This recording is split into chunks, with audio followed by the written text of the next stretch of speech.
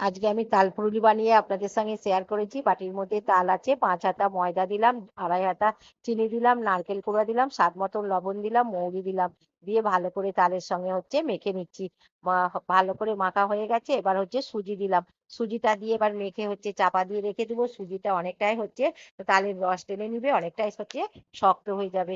এবার ঢাকা দিয়ে রেখে দিচ্ছি। ঢাকাটা খুলেছি, অনেকটাই শক্ত হয়ে গেছে। একটুখানি সামান্য জল দিলাম। আপনারা শুধু তাল দিয়েও মাখতে পারেন। আমি সামান্য একটুখানি জল দিলাম, দিয়ে ভালো করে ফাটিয়ে নিয়েছি। যত ফাটানো হবে তত ফুললিগুলো ফুলবে। তেলটা গরম হয়ে গেছে, তেলের মধ্যে একে একে ফুললিগুলো ছোট ছোট করে ছেড়ে দিচ্ছি। আপনারা ছোট বড় করে নিতে পারেন আপনাদের পছন্দ মতন। তাল ফুললিগুলোকে এবার উল্টে পাল্টে একটু লাল করে ভেজে নিচ্ছি। কতটা তেলের মধ্যে ফুলে উঠেছে, লাল করে ভাজা হয়ে গেছে। এবার তুলে নিলাম। সব ফুললিগুলোকে এইরকম করে ভেজে নিচ্ছি। হয়ে গেল আমার তাল ফুললি। ভালো লাগলো চ্যানেলটিকে সাবস্ক্রাইব করবেন, লাইক করবেন, পাশে থাকবেন। নমস্কার।